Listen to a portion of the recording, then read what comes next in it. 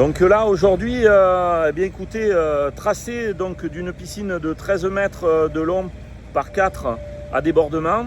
Donc je voulais vous montrer un petit peu le tracé et puis vous expliquer tout ça. Donc si vous regardez bien, on retrouve Alan en direct qui a tracé la piscine avec moi. Et vous voyez que vous avez des traits rouges et puis vous avez des traits bleus. Donc les traits bleus correspondent à l'extérieur du terrassement.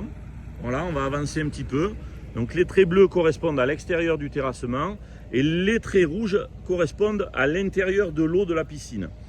Donc pour petit rappel, pour les jeunes, s'il y en a qui regardent ma vidéo, souvent à l'école on nous gonfle là avec Pythagore, machin, bidule truc.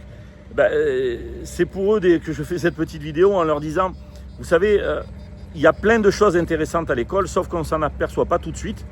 Donc en deux mots, Pythagore, hein, côté fois côté plus côté fois côté égale racine carrée, eh bien ça va vous permettre d'avoir une piscine qui sera avec des angles droits à 90 degrés, donc avec une parfaite diagonale de chaque côté.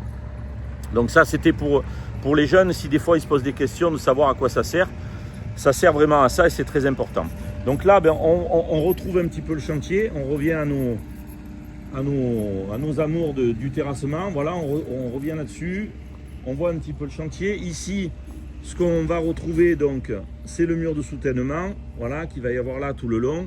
Un mur de soutènement qui va faire à peu près 2,40 m de haut. Donc c'est un gros bébé.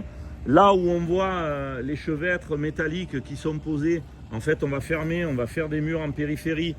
Et ensuite, il va y avoir le local technique. Et par-dessus, il va y avoir donc des bacs aciers collaborants. Donc quand je dis par-dessus, c'est vraiment là-haut. Voilà. Il va y avoir des bacs aciers collaborants. Et ça va nous permettre de pouvoir faire notre dalle de béton et ensuite d'étanchéifier le haut, puis de faire le carrelage.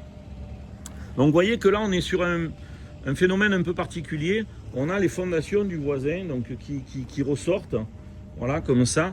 Et surtout, on ne veut pas les toucher parce qu'on ne veut pas avoir d'ennui. Alors, elles ne devraient pas déborder, mais c'est pas grave, hein, on n'est pas là pour s'entretuer entre voisins. Donc là, on a fait un choix. À cet endroit-là, on va doubler le mur et on va créer du coup un banc. Et les clients auront un banc, ils pourront s'asseoir pour être face à la piscine, etc. Donc cette piscine, elle sera avec un volet roulant immergé. Voilà, donc il sera ici. Donc il y aura un beau volet roulant immergé. Donc ça va être vraiment sympa. Piscine à débordement, piscine carrelée. Donc avec un carreau de 60 par 30. Donc ça va être, je pense, vraiment joli. Voilà, donc là on est en train de faire une rampe là-bas.